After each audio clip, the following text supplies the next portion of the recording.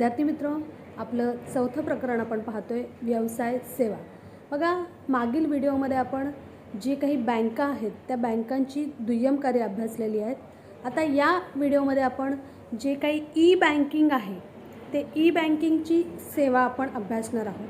बघा, E banking म्हणजे काय, तर इलेक्ट्रॉनिक माध्यमाच्या सहाय्याने केलं जाणारं बँकिंग. बघा, संगणकाची इतकी प्रगती झाली आणि संगणक प्रगती झाल्यामुळे संगणकात तिथे जी काही बँकिंगची सेवा आहे ती बँकिंगची सेवा आपल्याला संगणक आणि इंटरनेटच्या सहाय्याने तिथे मिळू लागली. त्यालाच आपण ई बँकिंग सेवा असं म्हणतो. इलेक्ट्रॉनिक माध्यमाच्या सहाय्याने केलं जाणारं बँकिंग. बघा, इथे जे काही व्यवहार आहेत ते व्यवहार आपण इलेक्ट्रॉनिक माध्यमाच्या सहाय्याने इथे करत असतो. मग याच्यामध्ये पहिलं आहे स्वयंचलित नगद प्रदान सुविधा. बघा, ATM. बघा, हे जे काही स्वयंचलित नगद प्रदान सुविधा आहे म्हणजेच काय, तर ATM machine, automated trailer machine, या मशीनचा वापर करून आपण ठिकठिकाणी तिथे काय करू शकतो, तिथे आपल्याला जी काही पैसे काढायचे आहेत ते पैसे आपण तिथे काढू शकतो. बघा, ही जी स्वयंचलित नगद प्रदान सुविधा आहे याचा वापर ग्राहक स्वतः करतो आणि ग्राहक काय करतो, तिथे जे काही त्याला पैसे काढायचे असतील, जी काही त्याची शिल्लक नगद आहे, जी काही त्याचं खातं आहे त्या खात्यामध्ये त्याची किती शिल्लक नगद आहे ते आपल्याला त्याला तिथे तपासता येते. त्याचबरोबर जे काही धनादेश पुस्तक आहे त्याची मागणी जर करायची असेल तीसुद्धा ग्राहक त्याच्यातून करू शकतो. त्याचबरोबर तिथे जे काही त्याला पैसे हस्तांतरण करायचे आहेत तर पैसे हस्तांतरण करण्याची सुविधासुद्धा या स्वयंचलित नगद प्रदान मशीनद्वारे तिथे जो काही ग्राहक आहे तो करू शकतो. म्हणजे ग्राहक या मशीनद्वारे त्याला जी काही पैसे काढायचे आहेत ते पैसे काढू शकतो. त्याची जी काही बॅलन्स इन्क्वायरी म्हणजे जी काही त्याच्याकडे शिल्लक आहे त्या शिल्लकीची तपासणी करू शकतो. धनादेश पुस्तकाची तिथे मागणी करू शकतो. अशा ज्या काही विविध सुविधा आहेत ज्या घेण्यासाठी त्याला बँकेत जावं लागतं तर तिथे बँकेत जावं लागत नाही. ते या मशीनच्या सहाय्याने तो काय करू शकतो, या सुविधाचा फायदा घेऊ शकतो. त्याचबरोबर काही ठिकाणी रोख स्वीकृती यंत्र देखील आहेत. आता ही रोख स्वीकृती यंत्र काय करतात, कॅश डिपॉझिट मशीन. म्हणजे जर मला कॅश भरायची आहे, माझ्या खात्यामध्ये जर मला पैसे जमा करायचे आहेत, अशा वेळेला मला बँकेत जाण्याची तिथे पुन्हा गरज नाही. जी काही रोख स्वीकृती मशीन आहे त्या मशीनच्या अंतर्गत जी काही यंत्र आहेत त्या यंत्राच्या अंतर्गत मी काय करू शकते, माझी जी काही पैसे आहेत त्या मशीनमध्ये मी माझ्या खात्याअंतर्गत डिपॉझिट करू शकते किंवा मशीनमध्ये भरून माझ्या खात्यामध्ये ते पैसे मी भरू शकते. म्हणजे अशा पद्धतीची ही आपल्याला तिथे स्वयंचलित नगद प्रदान सुविधा. त्याचबरोबर काय, तर जी काही कॅश डिपॉझिट आहे रोख स्वीकृती यंत्राद्वारे आपण कॅशसुद्धा तिथे बँकेमध्ये डिपॉझिट करू शकतो. यानंतर पुढची ई बँकिंगची सेवा आहे क्रेडिट कार्ड. बघा, आता क्रेडिट कार्ड याला आपल्याला पेमेंट कार्ड असं सुद्धा म्हणता येईल. कारण बऱ्याच ठिकाणी या क्रेडिट कार्डचा वापर आपण करतो. कशासाठी, तर खरेदी करण्यासाठी आपण या क्रेडिट कार्डचा वापर करतो. बघा, बँका ज्या आहेत त्या बँका काय करतात, तर आपलं एक तरल खातं तयार करतात आणि त्या अंतर्गत आपल्याला तिथे पैसे वापरण्याची सुविधा देतात. बघा, आता क्रेडिट कार्ड घेण्यासाठी आपलं त्या बँकेमध्ये खातं असलंच पाहिजे असं कोणतंही बंधन नाही. बँका आपल्याला काय करतात, ही क्रेडिट कार्डची सुविधा देतात आणि तिथे आपल्याला हे अशा पद्धतीचं जे काही क्रेडिट कार्ड आहे ते क्रेडिट कार्ड देतात आणि ज्याचा वापर करून आपण काय करू शकतो, वेगवेगळे जे काही आपले खरेदीचे व्यवहार आहेत किंवा वेगवेगळ्या आपल्याला वस्तू खरेदी करायच्या आहेत त्या खरेदीच्या व्यवहारासाठी आपण काय करू शकतो, याचा वापर करू शकतो. आणि क्रेडिट कार्ड आपल्याजवळ असल्यामुळे आपल्याला तिथे आपल्या जवळ रोख नगद किंवा कॅश ठेवण्याची गरज नसते. आपण कॅश ठेवलं म्हणजे कॅश आपल्याला नसली तरी आपण काय करू शकतो, क्रेडिट कार्डचा वापर करून जी काही खरेदी आहे ती करू शकतो. म्हणजे अशा पद्धतीचा बँक आपल्याला काय करते, क्रेडिट कार्ड देते. आपल्याला खरेदी करण्यासाठी त्याचा वापर करता येतो आणि मग आपण तिथे खरेदी केल्यानंतर म्हणजे ठराविक कालावधीमध्ये काय करतो, आपण त्या बँकेमध्ये ते पैसे जमा करतो ज्या रकमेची आपण खरेदी केलेली आहे ते. म्हणजे क्रेडिट कार्ड घेण्यासाठी आपल्याला त्या बँकेमध्ये खातं असलंच पाहिजे असं कोणतंही बंधन नाही. आपल्याला बँका तिथे सहज क्रेडिट कार्ड देतात आणि त्याचा वापर करून आपण खरेदी करू शकतो आणि जी काही खरेदीची रक्कम आहे ती आपण ठराविक कालावधीनंतर बँकेत तिथे भरू शकतो आणि जर ती रक्कम आपण भरू शकलो नाही तर बँका आपल्याला त्याच्यावरती व्याज आकारतात. त्यानंतर पुढचं आहे डेबिट कार्ड. बघा, साधारणतः आपण एखाद्या बँकेमध्ये खातं उघडलं की लगेचच बँका आपल्याला काय करतात, ही डेबिट कार्डची सुविधा तिथे देत असतात. म्हणजे डेबिट कार्ड घेण्यासाठी तिथे आपल्याला त्या बँकेच्या खात्यामध्ये किंवा त्या बँकेमध्ये आपलं खातं असणं तिथे बंधनकारक आहे. आणि जिथे आपण खातं उघडतो ती बँक लगेच काय करते, आपल्याला डेबिट कार्डची सुविधा देते. पुन्हा इथे आपण काय करू शकतो की आपल्या डेबिट कार्डचा वापर करून जे काही खरेदीचे व्यवहार आहेत ते खरेदीचे व्यवहार आपण सहज करू शकतो. मग इथे बँका आपल्याला जे काही डेबिट कार्ड देतात त्या डेबिट कार्डचा वापर वेगवेगळ्या ठिकाणी वापरू शकतो. वेगवेगळे आपले व्यवहार जे आहेत ते खरेदीचे ते करण्यासाठी वापरू शकतो. मग बँकासुद्धा ग्राहकांची जी काही गरज आहे त्या गरजेनुसार काय करतात, वैयक्तिकृत वेगवेगळ्या प्रकारचे जी काही डेबिट कार्ड आहेत ते डेबिट कार्ड देण्याचं तिथे काम करत असतात. म्हणजे ग्राहकाची जशी गरज आहे त्या ग्राहकाच्या गरजेनुसार बँका तिथे डेबिट कार्ड देण्याचं काम करतात. पण डेबिट कार्ड घेण्यासाठी आपलं त्या बँकेमध्ये खातं असणं बंधनकारक आहे. पण क्रेडिट कार्डसाठी आपल्याला तसं काही बंधन नाही.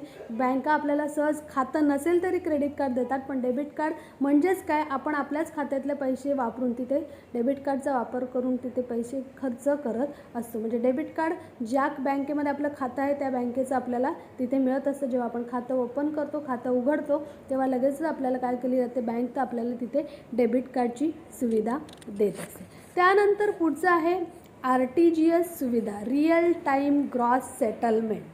आता बघा, ही जी काही सुविधा आहे या सुविधेचा वापर करून आपण काय करू शकतो, तर बँकेच्या एका खात्यातून दुसऱ्या खात्यात, त्याचबरोबर बँकेच्या एका शाखेतून दुसऱ्या शाखेमध्ये किंवा एका बँकेतून दुसऱ्या बँकेमध्ये आपण काय करू शकतो, जे काही पैसे आहेत ते पैसे आपण सहजरित्या तिथे ट्रान्सफर करू शकतो, वर्ग करू शकतो. त्यासाठी आपल्याला ही रिअल टाईम ग्रॉस सेटलमेंट अशी सुविधा दिलेली आहे. बघा, रिअल टाईम ग्रॉस सेटलमेंट म्हणजेच ही सर्वात लवकर जी काही पैसे आपल्याला वर्ग करायचे, ट्रान्सफर करायचे ती सुविधा देणारी ही RTGS सुविधा आहे. ज्याच्या अंतर्गत आपण तात्काळ लगेचच कोणत्याही वेळेचा विलंब न करता लगेचच आपण काय करतो, इतर व्यक्तीच्या खात्यात किंवा दुसऱ्या बँकेमध्ये आपल्याला जर पैसे वर्ग करायचे असेल, ट्रान्सफर करायचे असेल तर सहज आपण ते करू शकतो. रिअल टाईम म्हणजे इथे कोणतेही वेळ लागत नाही. तात्काळ आपण काय करू शकतो, लगेचच इथे पैसे ट्रान्सफर करू शकतो. आणि ग्रॉस सेटलमेंट म्हणजे स्थूल व्यवहार तिथे कोणतेही नाही, तर तिथे ग्रॉस लगेचच म्हणजे इथे व्यवहार होण्यासाठी आपल्याला थांबावं लागत नाही. एखाद्याच्या खात्यामध्ये जर आपल्याला पैसे ट्रान्सफर करायचे असेल तर ज्याच्या खात्यामध्ये आपण केलेले आहेत त्या व्यक्तीच्या बँकेला जेव्हा तिथे पैसे प्राप्त झालेत असा संदेश मिळतो तर लगेचच 2 तासाच्या आत काय केलं जातं, त्या व्यक्तीच्या खात्यात पैसे ट्रान्सफर केले जातात किंवा पैसे वर्ग केले जातात. म्हणजे रिअल टाईम ग्रॉस सेटलमेंटचा वापर जेव्हा आपण एका खात्यातून दुसऱ्या खात्यात, त्याचबरोबर एका बँकेच्या शाखेतून दुसऱ्या बँकेच्या शाखेत जेव्हा करतो तेव्हा आपल्याला कोणतीही तिथे विलंब होत नाही किंवा थांबण्याची आवश्यकता नसते.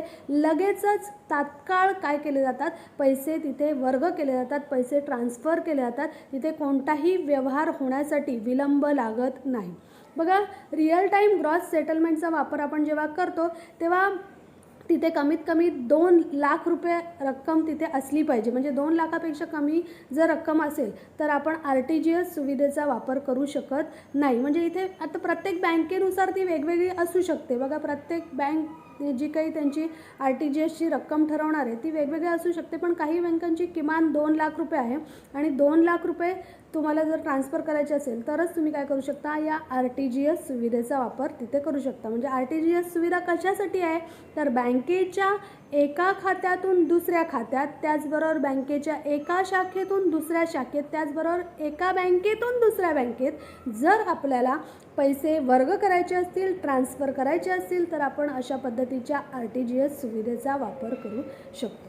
त्यानंतर पुढील आहे राष्ट्रीय निधी हस्तांतरण सुविधा, नॅशनल इलेक्ट्रॉनिक फंड ट्रान्सफर.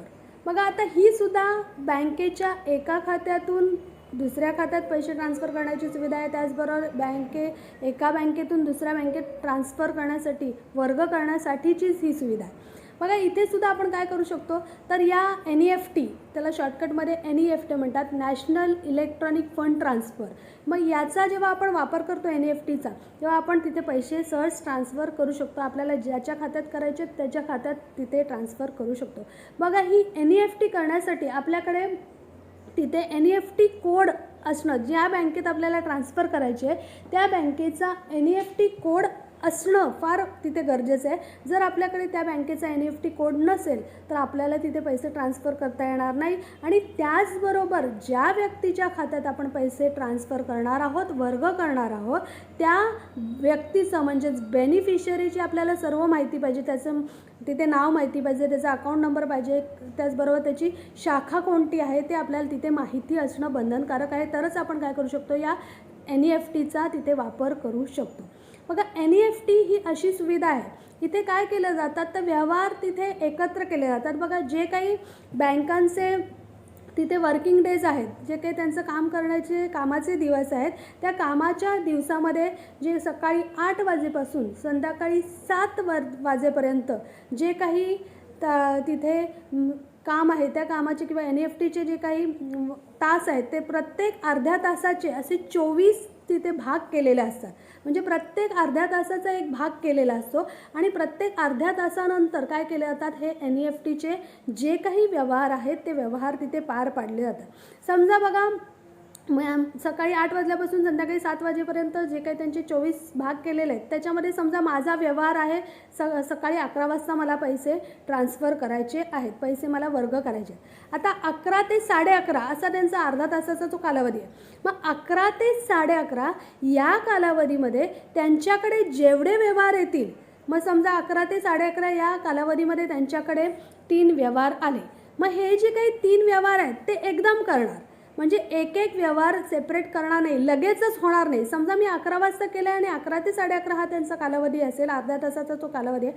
मग त्या अर्ध्या तासाच्या कालावधीमध्ये त्या बँकेकडे जर 3 व्यवहार आले तर ते 3ही व्यवहार ते एकदम कधी करणार, 11:30ला करणार. म्हणजे NEFTची जी काही सुविधा आहे ती करण्यासाठी आपल्याला थोडं थांबावं लागतं, लगेचच तात्काळ होत नाही. म्हणजेच राष्ट्रीय निधी हस्तांतरण सुविधा आणि तिथे RTGS सुविधा, रिअल टाईम ग्रॉस सेटलमेंट सुविधा, यामधला महत्त्वाचा डिफरन्स हाच आहे, महत्त्वाचा फरक हाच आहे की आपल्याला NEFTसाठी जो काही त्यांचा कालावधी ठरलेला आहे त्या कालावधीपर्यंत थांबावं लागतं, पण आपल्याला RTGS सुविधेसाठी थांबावं लागत नाही. RTGS सुविधा तात्काळ लगेचच आपले जे काही पैसे आहेत ते पैसे तिथे वर्ग केले जातात, पैसे ट्रान्सफर केले जातात. पण NEFT जेव्हा आपण घेतो तेव्हा त्यांचा जो अर्ध्या तासाचा कालावधी ठरलेला आहे त्या कालावधीपर्यंत आपल्याला थांबावं लागतं आणि तो कालावधी पूर्ण झाल्यानंतर त्या बँकेकडे जेव्हा एकदम जे काही व्यवहार असतात ते व्यवहार एकदम काय केले जातात, पार पाडले जातात. तर अशा रीतीने आपण नॅशनल इलेक्ट्रॉनिक फंड ट्रान्सफरचा वापर करून सुद्धा काय करू शकतो, इथे जे काही बँकेकडे एका बँकेतून दुसऱ्या बँकेत, बँकेच्या एका खात्यातून दुसऱ्या खात्यात आपल्याला पैसे वर्ग करायचे, ट्रान्सफर करायचे, ते सहज करू शकतो आणि तिथे आपण या सुविधेचा फायदा घेऊ शकतो. त्यानंतर पुढचं आहे नेट बँकिंग आणि मोबाईल बँकिंग. मग आता नेट बँकिंग आणि मोबाईल बँकिंग, जेव्हा आपण एखाद्या बँकेमध्ये आपलं खातं तिथे उघडतो तेव्हा खातं उघडतानाच आपल्याला तिथे त्या फॉर्ममध्ये लिहिलेलं असतं की तुम्हाला नेट बँकिंगची सुविधा पाहिजे का, तुम्हाला मोबाईल बँकिंगची सुविधा पाहिजे का. आता जेव्हा आपण त्या फॉर्ममध्ये त्यांना ही माहिती देतो तेव्हा त्याचबरोबर आपण जेव्हा खातं आपलं उघडलं जातं त्याचबरोबर बँक काय करते, आपल्याला नेट बँकिंग किंवा मोबाईल बँकिंग जेव्हा आपण घेतलं तर त्याचा एक आपल्याला जो काही पासवर्ड आहे त्याचा जो तिथे संकेतांक आहे तो तिथे आपल्याला बँक तिथे देते, गुप्त शब्द पासवर्ड, आणि तो पासवर्डचा वापर करून आपण आपल्या इंटरनेटच्या सहाय्याने किंवा आपल्या मोबाईलच्या सहाय्याने आपण काय करू शकतो, बँकेचे व्यवहार तिथे पार पाडू शकतो. मग इथे तुम्हाला जर एका खात्यातून दुसऱ्या खात्यात पैसे वर्ग करायचे ते करू शकता. तुम्हाला तुमची जी काही शिल्लक रक्कम किती आहे ती जर बघायची असेल ती तुम्ही बघू शकता. तुम्हाला तिथे जे काही तुमचं चेकबुक आहे त्या धनादेश जे पुस्तक आहे धनादेश पावती पुस्तक आहे त्याची जर मागणी करायची असेल ते करू शकता. म्हणजे जे व्यवहार आपण जे व्यवहार करण्यासाठी आपल्याला बँकेत जावं लागतं तर तिथे बँकेत न जाता आपण इंटरनेट बँकिंगच्या सहाय्याने आणि मोबाईल बँकिंगच्या सहाय्याने आपण काय करू शकतो तर हे व्यवहार आपल्या हातात जो काही मोबाईल आहे त्या मोबाईलवर आपण सहजरित्या पार पाडू शकतो आणि आपण आपले व्यवहार तिथे सोयीस्कर करू शकतो. आपला वेळ पण तिथे वाचू शकतो. त्यासाठी आपल्याला पुन्हा बँकेत जाण्याची तिथे आवश्यकता नसते. तर अशी आपल्याला इथे नेट बँकिंग आणि मोबाईल बँकिंग म्हणजे मोबाईलच्या सहाय्याने आणि नेट बँकिंग म्हणजे इंटरनेटच्या माध्यमातून आपण आपल्या मोबाईलवर नेट बँकिंग घेऊ शकतो. त्याचबरोबर आपल्याकडे जर संगणक असेल तर संगणकाचा वापर करून जे काही नेट बँकिंग आहे ते नेट बँकिंग तिथे करू शकतो. पुन्हा इथे काय करू शकतो आपल्याला पाहिजे असणारे पैसे वर्ग करू शकतो. आपल्याला तिथे चेकबुक पुस्तक मागणी करायची असेल ते करू शकतो. आपली जी काही शिल्लक रक्कम किती आहे ते बघायचं असेल ते करू शकतो. म्हणजे सगळे व्यवहार आपण काय करू शकतो इंटरनेटच्या सहाय्याने आणि मोबाईलच्या सहाय्याने करू शकतो. त्यानंतर पुढची आहे तात्काळ पैसे देयक सुविधा. बघा इथे इन्स्टंट मनी पेमेंट सिस्टम. मग या अंतर्गत काय केलं जातं तर पुन्हा जर आपल्याला एका बँकेतून दुसऱ्या बँकेत एका खात्यातून दुसऱ्या खात्यात पैसे वर्ग करायचे असतील तर ते वर्ग करण्यासाठी अशा पद्धतीची तात्काळ पैसे देयक सुविधा आपल्याला तिथे दिलेली आहे. मग बँक काय करते तर ही सुविधा आपल्याला दिल्यामुळे आपण बँकेत गेलो आणि सहज सांगितलं की आपल्याला ही इथे तात्काळ पैसे देयक सुविधा वापरायची तर आपण तिथे पैसे लगेचच वर्ग करू शकतो. आणि त्याचबरोबर जर आपल्याकडे इंटरनेट बँकिंग असेल तरीसुद्धा किंवा मोबाईल बँकिंग असेल तरीसुद्धा आपण काय करू शकतो लगेचच आपल्या खात्यातून दुसऱ्या व्यक्तीच्या खात्यामध्ये किंवा आपल्याच एका बँकेच्या खात्यातून दुसऱ्या बँकेच्या खात्यामध्ये आपण काय करू शकतो ताबडतोब पैसे तिथे वर्ग करू शकतो. तर अशा ज्या काही ई बँकिंगच्या सेवा आहेत त्या आपल्याला इथे सोयीस्कर झालेल्या आहेत ज्याच्यामुळे आपला वेळ वाचतो आणि आपण इंटरनेटच्या सहाय्याने या बँकिंगचा वापर करू शकतो आणि आपल्या ज्या काही बँकेचा आपल्याला उपयोग किंवा कार्य आहे ते आपण इथे सहजपणे पार पाडू शकतो. तुर्तास आपण इथे थांबणार आहोत. इथे आपण ई बँकिंग सेवा अभ्यासलेल्या आहे. तोपर्यंत तुम्ही अभ्यास करत राहा आणि आपल्या यशाचा मार्ग मोकळा करा.